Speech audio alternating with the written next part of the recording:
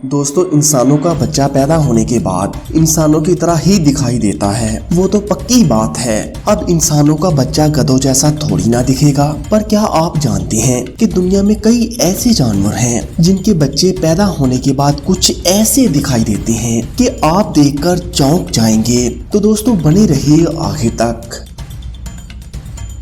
Number 5, baby cobra. दोस्तों, cobra दुनिया के सबसे जहरीले सांपों में से एक होते हैं और इन्होंने अगर काट लिया तो शिकार का बच पाना बहुत ज्यादा मुश्किल होता है। अब भले ही आप लोग कोबरा स्नेक को देखकर अलग ही पहचान सकते हैं, पर क्या आप जानते हैं कि कोबरा के बच्चे जब अंडों से निकलकर बाहर आते हैं, इस टाइम कोई भी ये नहीं समझ सकता कि ये कोबरा के ही बच्चे हैं। दोस्तों, ये किसी दूसरे मामूली सांपों की तरह ही दिखाई देते हैं, पर जो दिखाई नहीं देता वो होता है इनका वेनम। दोस्तों, एक कोबरा पैदा होने के फौरन बाद किसी को भी डसकर इसकी जान ले सकता है और ऐसा बहुत बार हो भी चुका है, जब लोग इन बच्चों को मामूली सांप के बच्चे समझकर इनसे खेलने लग जाते हैं और जब इन्हें डेमो मिलता है तो दोस्तों गर्दश में सितारे नजर आ जाते हैं। तो दोस्तों, याद रखना, जितना खतरनाक सांप होता है इसके बच्चे भी उतने ही खतरनाक हो सकते हैं। Number 4, baby hippopotamus.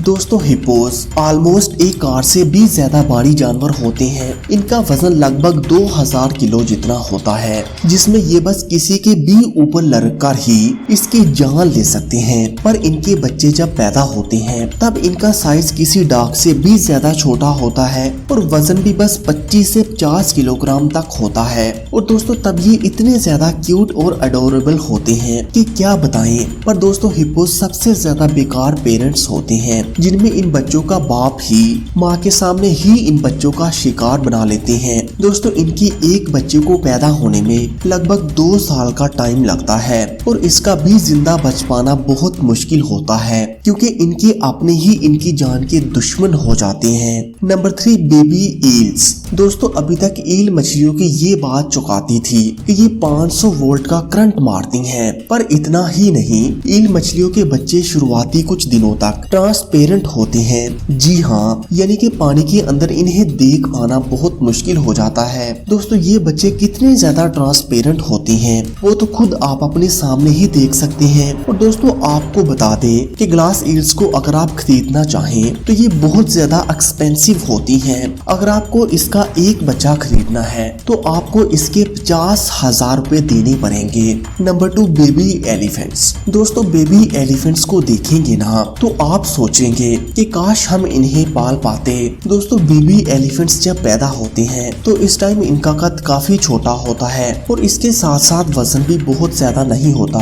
और क्या आप जानते हैं कि बेबी एलिफेंट्स इतने ज्यादा प्लेफुल और क्यूट होते हैं कि ये रात दिन आपके साथ खेल सकते हैं और साथ ही ये हम इंसानों को बचपन ही से काफी ज्यादा पसंद भी करते हैं। बेबी एलिफेंट को देखकर ऐसा लगता है कि एक फुल साइज की एलिफेंट को डोरेमोन की स्मॉल लाइट से छोटा कर दिया हो, पर फिर भी ये कितने क्यूट होते हैं वो तो आप सामने ही देख सकते हैं। Number 1, baby kangaroo.